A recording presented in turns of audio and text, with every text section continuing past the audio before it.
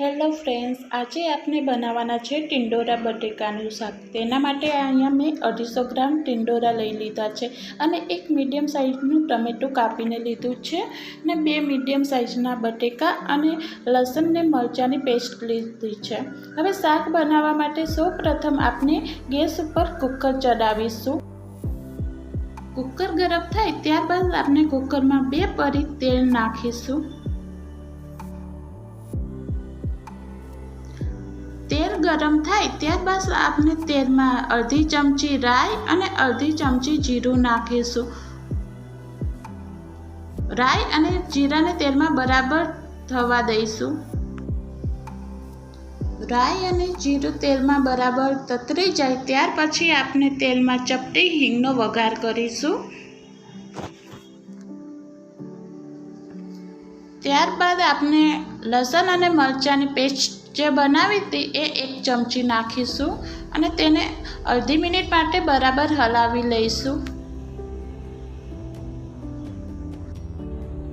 ત્યારબાદ આપણે સમારીને રાખેલા ટિંડોરા ઉમેરી દઈશું અને ચમચાની મદદથી સરસ રીતે તેને હલાવી લઈશું। પછી તેમાં આપણે ટમેટું અને બટેકા જે કાપીને રાખ્યા હતા તે ઉમેરી દઈશું। ત્યાર પછી બધી જ વસ્તુને એકવાર બરાબર હલાવી લઈશું। બધું જ તેલમાં બરાબર મિક્સ થઈ જાય પછી આપણે મસાલા કરીશું। અડધી ચમચી હળદર નાખીશું, પછી 1.5 ચમચી ધાણા જીરું પાવડર નાખીશું અને 2 ચમચી લાલ મરચું પાવડર નાખીશું।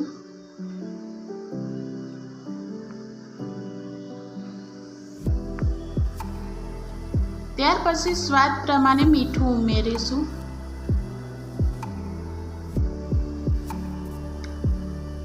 બધા જ મસાલા શાકમાં કોટ થઈ જાય એ રીતે બરાબર હલાવી લઈશું।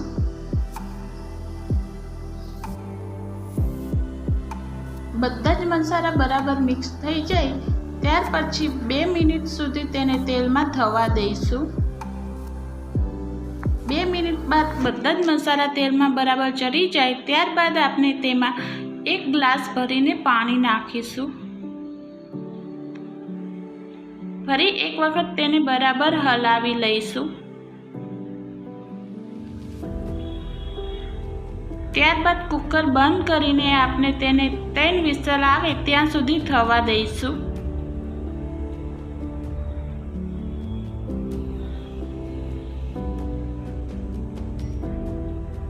અહીં 3 વિસલ આવી ગઈ છે। હવે આપણે ખોલીને જોઈશું શાક બરાબર ચડ્યું છે કે કેમ। આપણું શાક બરાબર એકદમ પરફેક્ટ રીતે બની ગયું છે। બધું જ બરાબર ચડી ગયું છે।